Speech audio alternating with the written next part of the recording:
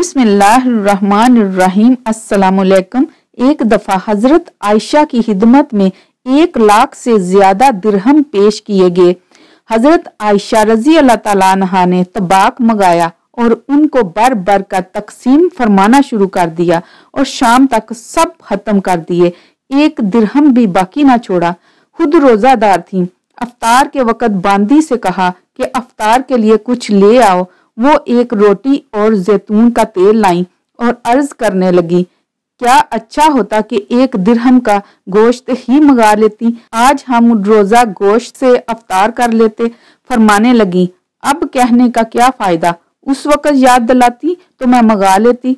हजरत आयशा की खिदमत में इसी तरह के नजराने अमीर माविया और हजरत अब्दुल्ला बिन जुबैर रजी अल्लाह तआला अन्हा वगैरह हजरात की तरफ से पेश किए जाते थे, क्योंकि वो जमाना फतूहात की कसरत का था।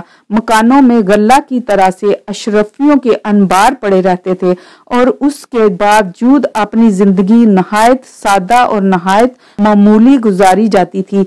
हत्ता के अफ्तार के लिए भी हादमा के याद दिलाने की जरूरत थी। 25,000 रुपए के करीब तकसीम कर दिया और ये भी ख्याल ना आया कि मेरा रोजा है और गोश्त भी मंगाना है। आजकल इस किस्म के वाकयात इतने दूर हो गए हैं कि खुद वाकया के सच्चा होने में तरद्दुद होने लगा। लेकिन इस जमाना की आम जिंदगी जिन लोगों की नजर में है, उनके नजदीक ये और इस किस्म के सैकड़ों वाकयात कुछ भी तअज्जुब की चीज नहीं। खुद हजरत आयशा के बहुत से वाकयात इसके करीब करीब हैं। एक दफा रोजादार थी और घर में 1 रोटी के सिवा कुछ ना था। एक फकीर ने आकर सवाल किया, हादमा से फरमाया कि वो रोटी इसको दे दो। उसने अर्ज किया कि अफ्तार के लिए घर में कुछ भी नहीं।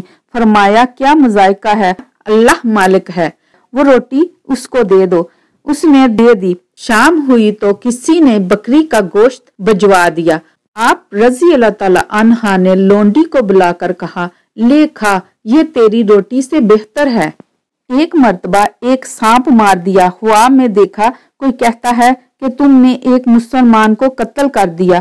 फरमाया, अगर वो मुसलमान होता तो हुजूर सल्लल्लाहु अलैहि वसल्लम की बीवियों के यहाँ ना आता। इसने कहा, मगर पर्दे की हालत में था।